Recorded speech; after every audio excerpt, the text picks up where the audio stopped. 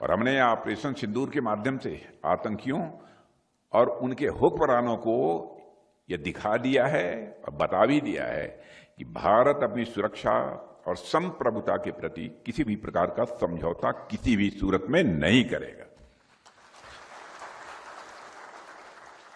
और हमारी सेनाओं की क्षमता, सतर्कता और दृढ़ संकल्प ने एक बार फिर पूरे विश्व के सामने भारत की शक्ति का परिचय कराया।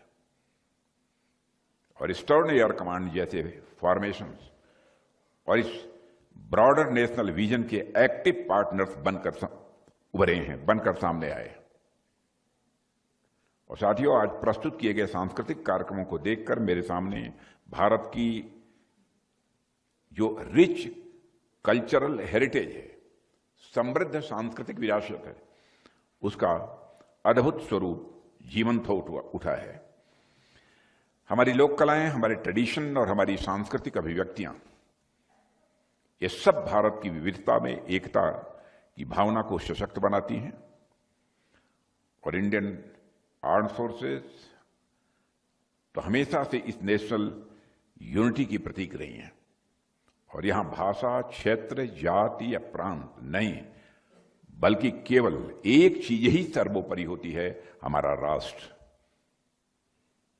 कोई तमिलनाडु से आता है, कोई कर्नाटक से आता है, कोई कश्मीर से आता है, कोई राजस्थान से आता है, कोई अरुणाचल से, लेकिन वर्दी पहनते ही सबकी पहचान केवल एक होती है, वो होती है भारतीय सैनिक की।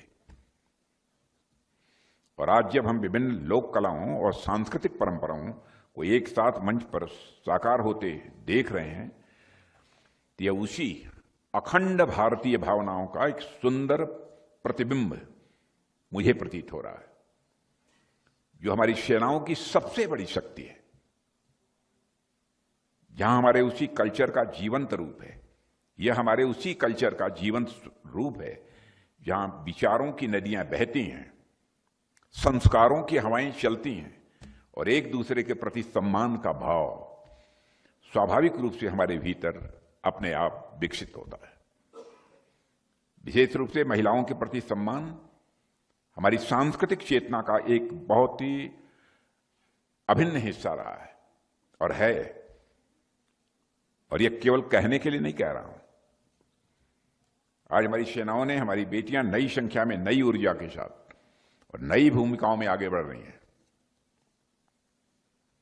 हर प्रकार की भूमिका निभाने में वो अपनी बहुत ही अहम भूमिका का निर्वाह कर रही हैं, अग्रणी भूमिका का निर्वाह कर रही हैं।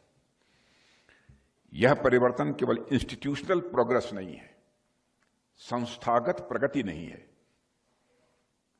यह हमारे उस सांस्कृतिक मूल्य यानी कल्चरल वैल्यूज का एक प्रमाण है जिसके लिए भारत विश्व भर में जाना जाता है। और यह बताता है कि हमारी सांस्कृतिक आधुनिकता को अपनाते हुए भी, सांस्कृतिक आधुनिकता को अपनाते हुए भी हम अपने मूल, अपने जड़, मूल मूल्यों को साथ लेकर चलते हैं। उसे किसी भी सूरत में हम छोड़ते नहीं हैं। हमारी जो बहुत ही एंशिएंट वैल्यूज हैं वो हमको साथ लेकर चलते हैं। मैं सभी आर्टिस्ट को फिर से विशेष धन्यवाद देना चाहता हूं। आपकी मेहनत मंच पर दिख रही थी, लेकिन उससे भी कहीं अधिक आपकी प्रिपरेशन, कोऑर्डिनेशन और डेडिकेशन बैक स्टेज में रही होगी।